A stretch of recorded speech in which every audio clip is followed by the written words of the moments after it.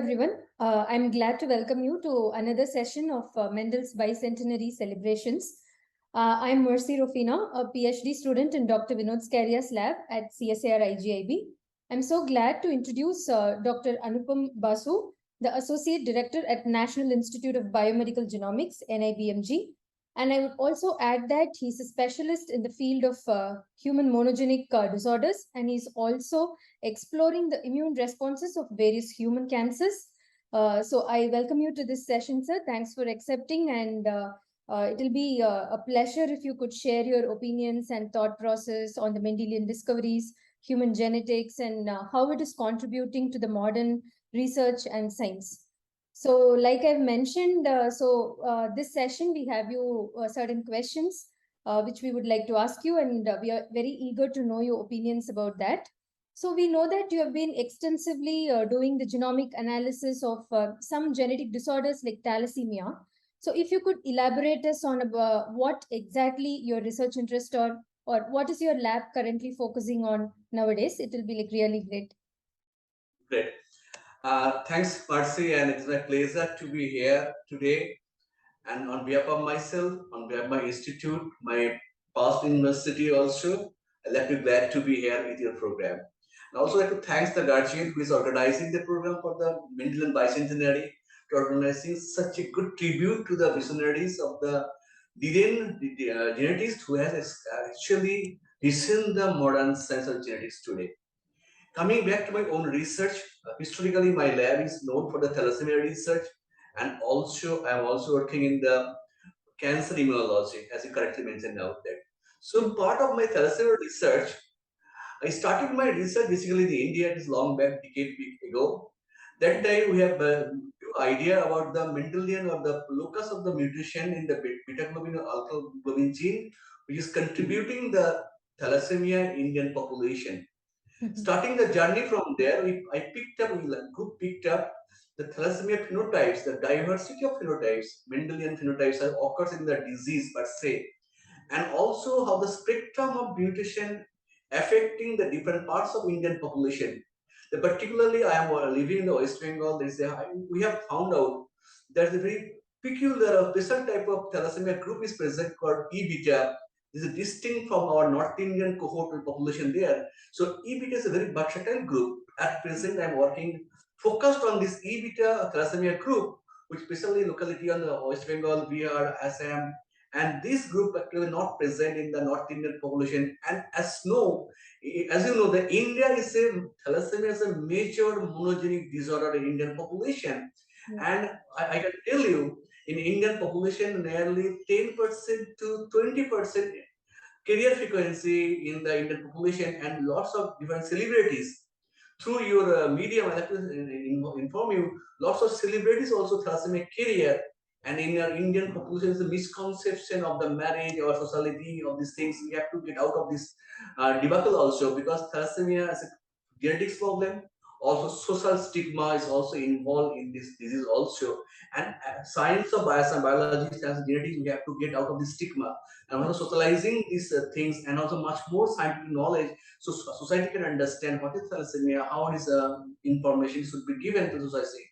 So at present, my lab is called journey 10 years back started to genetics, actually understanding the phenotypic diversity, because thalassemia population, there sometimes historically they need to have the blood transfusion every month. Primarily, they need to survive by the blood transfusion every month. But we have a different patient cohort. They may not need transfusion every month. They have a splenomegaly also. They have a bone deformation. So right now, my lab is focused on the totally genetics point of two, phenotype diversity, how the one type of mutation present in different population but having different phenotype manifestation, how it's occurring. So right now I was working on the multi-omics platform, genomics, exomics to again transcriptomics to proteomics, to understand the very versatile, fascinating science of genetics. Not only thalassemia, but also other type of genetics can give the answer. Okay, this is my genetics research of thalassemia, and apart from my genetics research, the cancer biology. So my lab also very famous for the cancer immunology, cancer innate immunology. We're working on the how the immune system Mhm. And the immune system actually manipulate the cancer progression or help the cancer progression or actually support the cancer progression or suppress the cancer progression is the biggest issue of challenging the cancer therapy. So my lab also working that line. So this is my very briefly introduction of the lab research currently going on. Okay. So it's indeed interesting that you're using multi-omics approaches to dig deeper into the pathogenesis of a disease. So, sir, like you've mentioned, you are working on one particular form of thalassemia, which is really prevalent in certain populations when you compare it with the cosmopolitan North Indian population. So, I would ask you, what is the level of awareness, or since it's a very core domain of genetics, as it runs through families or something? So, do you think there's enough awareness, or the importance of genetics is really good in students or in a common public? Really, really, really good question. I love to answer this question. Mhm. Now, starting from just yesterday's story. The Yeah. yesterday I call it take the blind testing my students here, okay? And the students or any master student or even medical student, they don't know whether they're career or not. Because Mhm. as a statistical information, I know in a 100 population of India, any randomly 10 can be the career. So it is a Mendelian trait. It's a Mendelian motor trait, basically the thalassemia. So it means that it is shifted also. Very good Mendelian example of disease manifestation also. So as you know, so both career without information about each other, the partner, when they marry, have the children, Mhm. as per Mendelian, so 3:1, basically double digit double can have the Right. thalassemia baby. Career has no problem, absolutely correct. There's no phenotypic problem. They can lead, they're leading the normal life. Now, in fact, awareness is concerned. So there's very less awareness, so still prevailing in Indian population. So there's a very good thing we have to go for our public health policies should be also be implemented there.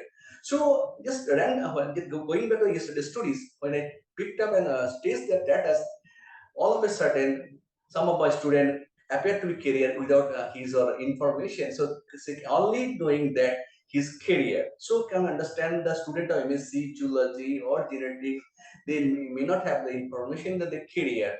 So here is the our best good application of genetics in terms of not only modern genetics or genomics, but Mm. also public policies also be there to scope of application of monogenic or genetics in the public awareness. I can explain it. Okay. Yeah.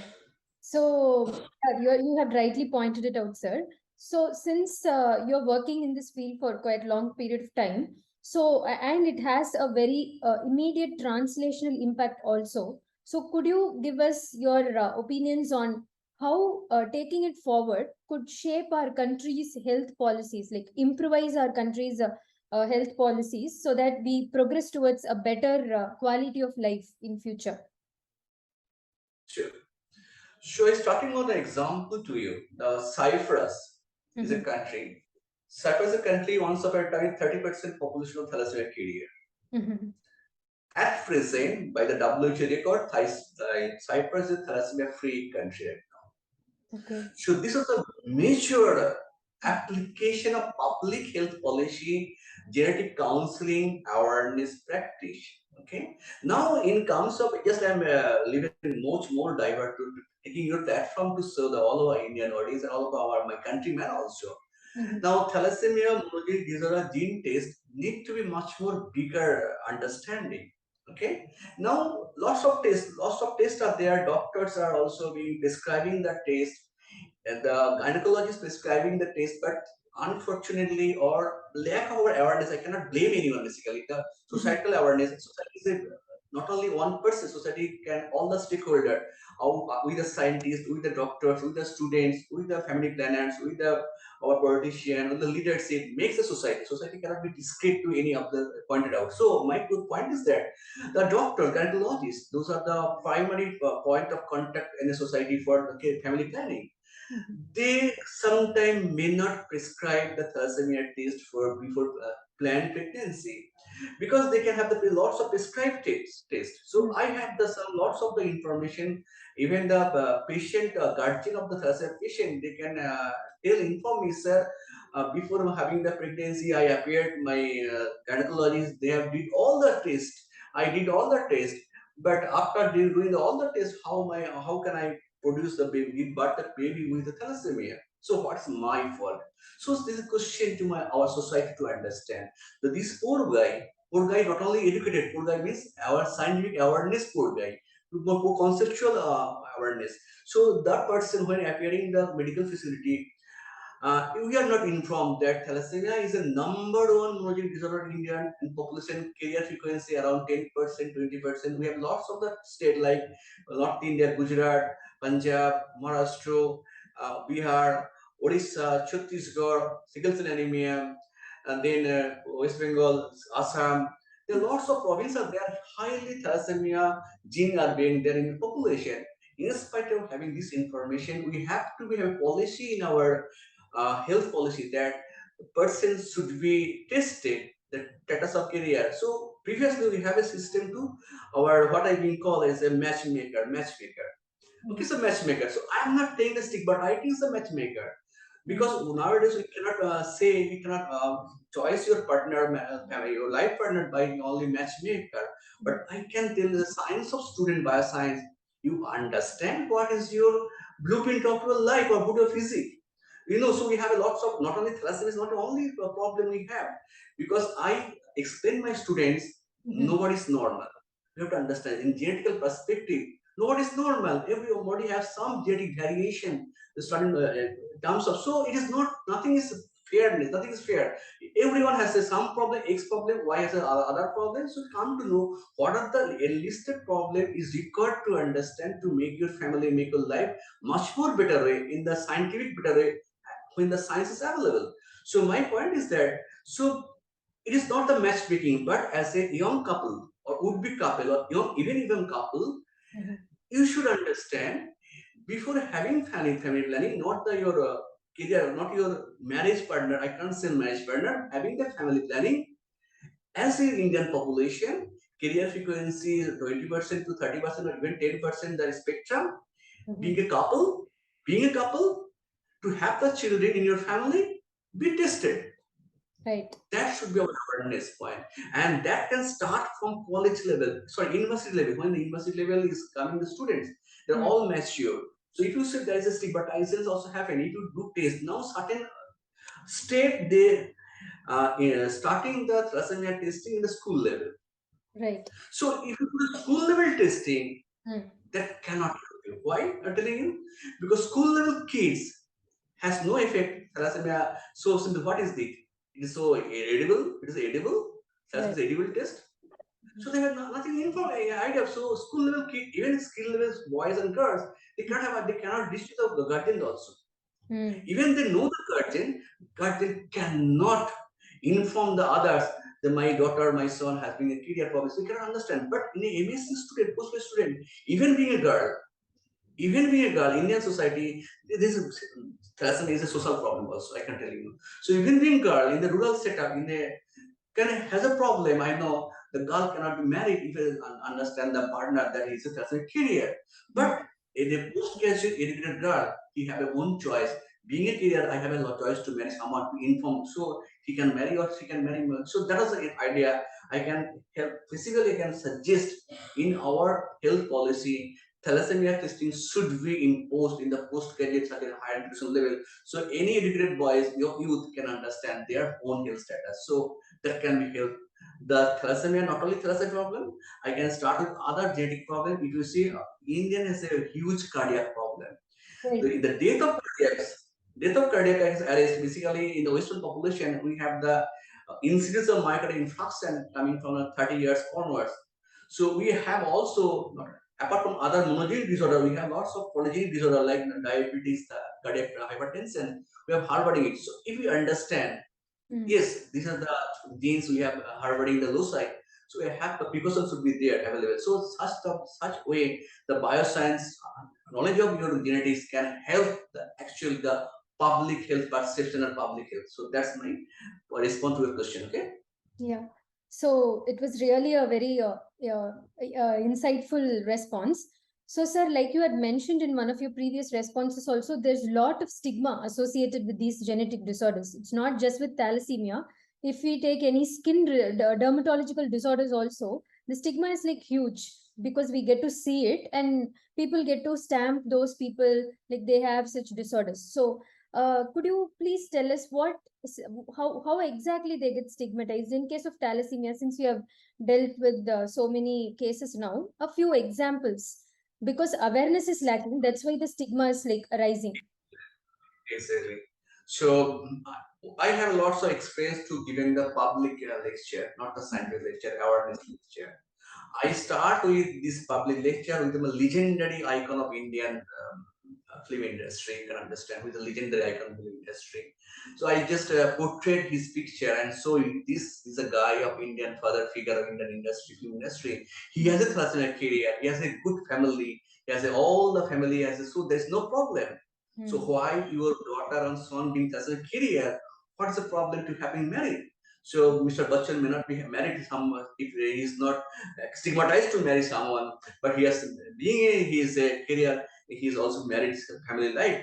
So that's the point. But our understanding is unlike that way. If any rural setup or any not like a rural setup, any uninformed, ill-informed society, I can say, when somebody is knowing that some daughters or son is being career, they have a not able to get married to get them find married partner, and that's the reason the parents of the boys and girls cannot able to also expose the fact that they are son and married, daughter is the career.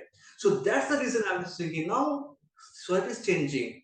It's a patriarchal society to independent society is coming up. So when the girls are knowing that his career or boys is knowing his career at the postgraduate level, he has an understanding to science also. So he can understand, yes, I'm a career, what's the problem? Right? I can marry to anyone. Even I can marry the career guy also. Both career as per the Mendelian science, 3 to 3 is to 1, the ratio as a very simple Mendelian ratio. So there is 75% chance having a normal phenotype baby. So what's the problem? And we have the prenatal gene test. So I am also, if after both the parents are partners as the career, we have the use of the prenatal gene testing, and our medical science is allowed for the medical condition of pregnancy if the fetus being affected. So that's the information we have to disseminate to the society to educate our young couples also, our young generation also. That way we can get out of the stigmatization. And the other hand, we have to health policy to screening our society or screening our population also. And one of the thing I can let you inform you that one of the major crux, basically any genetic disease or thalassemia per se, is the our reach of the population to the test, the big gap. So thalassemia basically being tested the HPLC. Okay. So now my lab currently are working in a by the BIDAC under the BIDAC support, very field-based thalassemia care testing. This very kit, if you successfully you can able to do it. So this very field-based kit, it can go. It is no instrument being required. So it can take the blood sample and apply in our test matrix. Within half an hour, one can understand he or she is a carrier or not. So it's very good if you able to successfully launch this product. Already BIDAC is supporting this R&D. So it's a huge help in this direction to career testing. I will hope for that. Okay. That was really very interesting, sir. We got to know a very interesting effort which was being taken towards this field. So, sir, you have rightly mentioned that there should be more awareness about prenatal testing or neonatal testing so that we get to prevent the consequences of any genetic disorder. So, now that the sequencing costs are also coming down and the pace of sequencing technologies are like going kind of fast in our nation, do you think this will have a very positive impact in this field like we are Well, predicting? definitely, but with salt on it. Okay. I can start with one story, the Angelina Jolie. Okay. Angelina Jolie, you know, basically the Hollywood actress. Mm-hmm. And she had, by gene testing, she came to know she had a BRCA mutation. Mm-hmm. With that of interest, she had undergone double mastectomy. Mm-hmm. Okay. Now the line between genetic test, genomic test, availability, cost, and the genetic test, genomic test, understanding test to application for the health. Right. So now I can tell you there's a huge scope. We are basically running towards era of genetics and genomics to define the health. As a student of biology, as a student of genetics, I can understand any problem of bioscience has some root per se in the genetic codes written in your cell. But genetic science just like coming up, so it needs another 10 to 20 years. I perceive personally to understand, actually understanding the complexity of different disease, how it contributing actually help to healthcare practice. So it just a simple example that I can show you. That the COVID situation. Now, COVID also helped a lot for genetics, also understanding the public understanding. Now, in a same family, if you understand same family, same exposure, somebody getting affected severely in the COVID, and somebody did not. What's the answer being? It is COVID is an infectious disease. So answer lies in that. So even a host response towards the infection also by virtue of your genetic coding. But we still don't know. Right. There are also long coding research is going on, so still not to understand why it is happening. So now artificial intelligence. Now what I can say, bioscience, genetic science. As for me, it is basically pest science. They compare the pest science basically. Complexity of bioscience, just like a pest science. So we need lots of physics, chemistry, data science, Right. artificial intelligence. Lots of phenotype understanding, clinical information can actually contribute to health genomics, data science to healthcare practice. So that we can understand the genetics, and I believe the students, this is really the coming era should be precision medicine. And way your genetic code is written to respond your cost of your genomics and healthcare.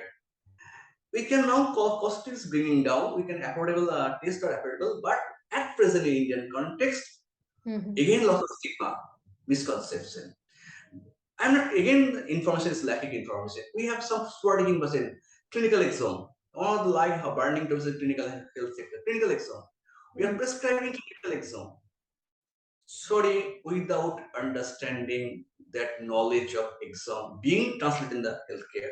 I'm giving the very burning example of misconception and stigmatization of the health genomics towards the healthcare practice. Now, I'm giving a very specific example. I have a record with it. Now, doctor prescribed for thalassemia testing for NIPT. NIPT or non-invasive prenatal testing. Okay. Now, couple did the NIPT, and as per the record, there is no risk in NIPT. Okay. They have the pregnancy, continue pregnancy, they have birth a baby, baby is affected with thalassemia. Why? As per the present genomics and the whole exome sequencing technology is concerned, NIPT is currently is not able to determine thalassemia is a monogenic disorder status. So thalassemia test at of present situation cannot be come through the genomics based NIPT. So see, there's a lack of information, right, and people are suffering for it. So when family is suffering, is particularly a good test of genomics based test. So that we have to understand. So need some time to actually understand, actually stabilize the test, and actually test can be applicable to the population, society. Right. So that needs some inclusion times we have to give the society this time. Yeah, sir, that like you had rightly put that to make a complete use of it, multi-omics, like interdisciplinary skills should be put together to understand Yes, what the pathogenesis is, so that we progress positively in creating a better quality of life in future. So that was really a very good point, sir. So now I would like to ask you, like, what is your say on the future advancements? You had already told like what is needed, and if you want to say some kind of an encouragement or a motivation pill to all the young researchers who are working in genetics now, like what should they focus towards in future? Like, it would be very nice for them also, for people who are listening, if you want to say It's something. very great to. I'm very great to answer this question to motivation. Okay. Now, our society always fascinating to be a career as a base scientist or engineers or doctors. The societal conceptual, but I can believe a society, a student of genomics, as the complexity of base science rely on the genomics of bioscience. So I first of all, through you, I can address my student, young student of 10 student, 10 plus 2 student guys, little guys, think the bioscience, beauty of the bioscience, beauty of genomics, how we can contribute Your knowledge of genomics, knowledge of bioscience to public health, your health. Health is the first one. If you are not well, you cannot do anything well. So your research career should be fascinating to serve as a bioscientist, a health scientist, genomic scientist, so you can contribute directly to the health. Secondly, you can have the what are the research you are doing it. It's very important to all of us. For the research you are doing it, the research can the way it can serve a society. So you have the mind, you have the imagination, you have power of thinking, you have liberty, you can apply your knowledge to help your society, and society can be good way safe. Okay, that's why I can through you I can this message to all the youngster having the career as a scientist. Thanks a lot, sir. Thanks a lot for joining this session. It was really a very insightful session with you. So for this program, I've been talking to few undergrad students also, and when I asked them about this biology, why choosing biology, or why you didn't choose biology, one of the common points I got from few people were like biology involves a lot of memorizing principles, names. So I think a basic kind of interest should be given to the students also, even in the school level before even entering the college, a basic the kind of teaching, if they change it towards more of an interesting way, so that they don't feel like it's too much of memorize. I will comment your point. Basically, yes, that is the fault of us, that is a teacher. We projecting bioscience as a subject of like a history memorizing. We cannot project the bioscience as such a fascinating. It's an interdisciplinary approach, even complex. So the young mind always challenging. So do find may not find challenge the bioscience basically. Do find challenge the physics, chemistry, base science like that. So we have to put the challenge of bioscience in the young mind. So they have to have their interest to be there, the bioscientist. So that's our part to make the challenges inform in front of them, so they can have the challenge to decipher the challenge. The good point you are like, bringing about. Yes, sir. So thanks a lot, sir. This was very interesting session. You gave many interesting thoughts and opinions about thalassemia, its prevalence in India, and many other diseases for that matter. And I hope everyone who listens to this session will be like really interested and enlightened by your thoughts. Thanks a lot for joining us here today, sir. It's my pleasure. Thank you very much. Thank you, sir.